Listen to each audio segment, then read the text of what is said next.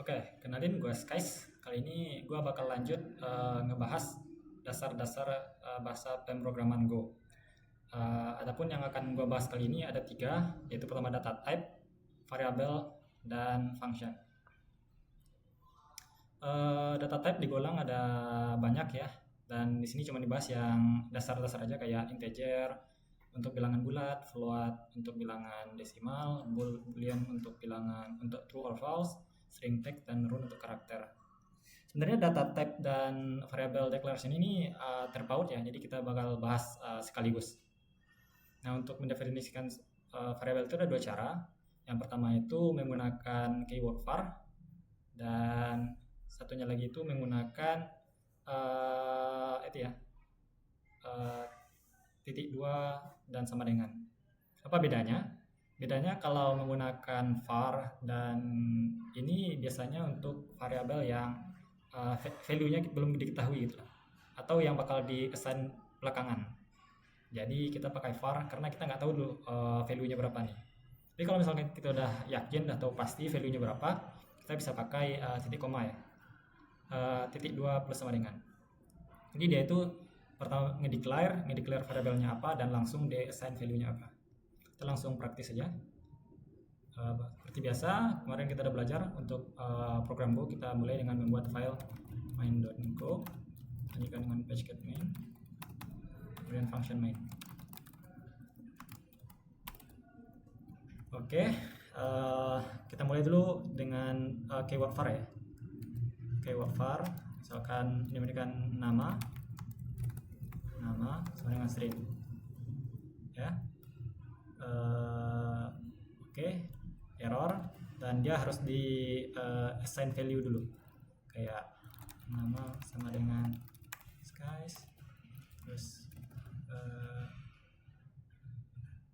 oke, nanti kita print aja namanya ya.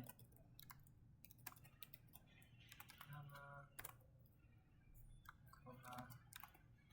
nama. Kalau udah selesai, kita bisa jalankan programnya menggunakan go run main.go. Oke, berhasil ya, nama dan value-nya di print ke terminal.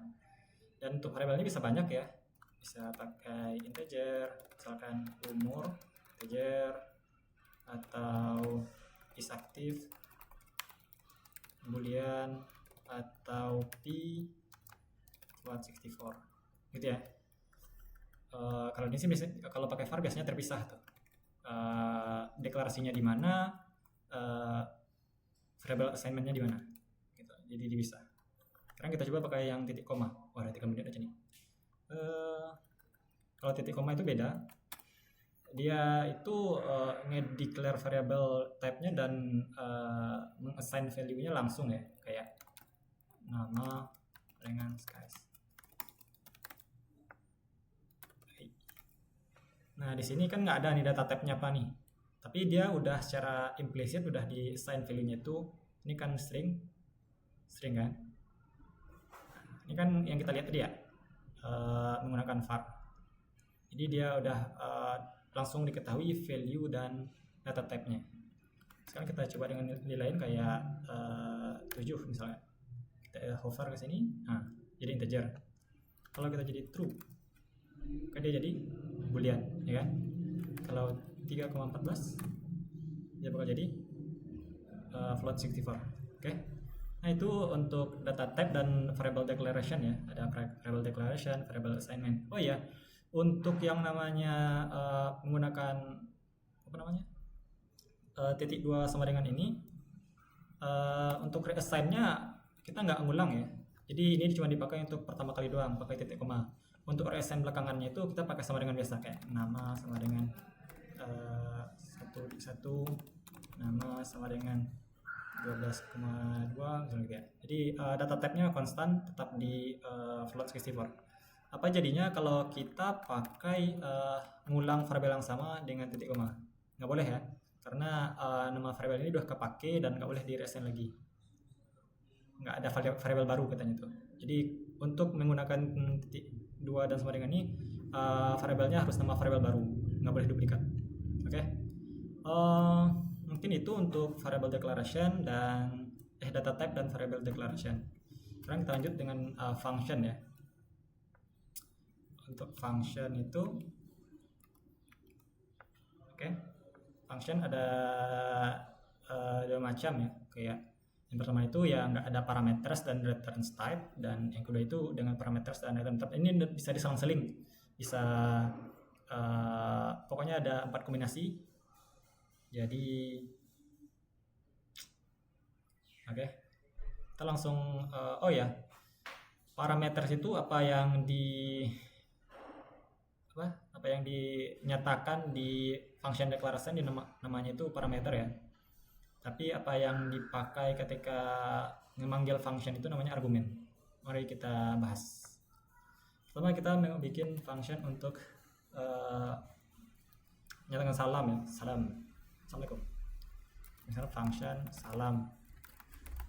Nah ini bakal nge-return type atau enggak? Sekarang kita coba nggak pakai return type dulu ya. Jadi dia bakal langsung aja. Assalamualaikum. Oke. Terus kita langsung panggil aja functionnya salam. Oke, jadi yang blok ini namanya function declaration, yang ini namanya function invocation ya. Jadi kita manggil function yang udah didefinisikan tadi. Langsung saja kita coba.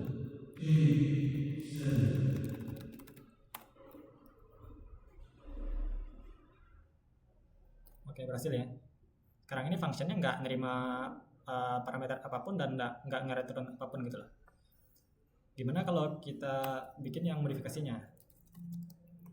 Salam si 2.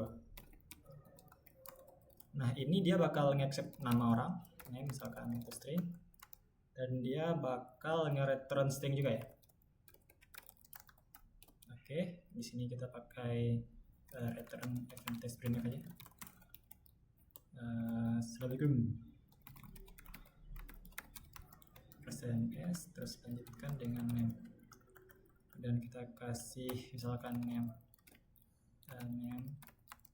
string skies salam v2. Kita panggil salam v2 ya. Salam v2 itu dia butuh parameters name dan return string.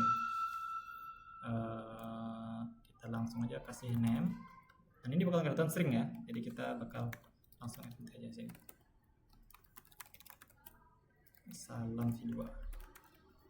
Oke, langsung saja kita jalankan. Harusnya jadinya assalamualaikum plus skies ya.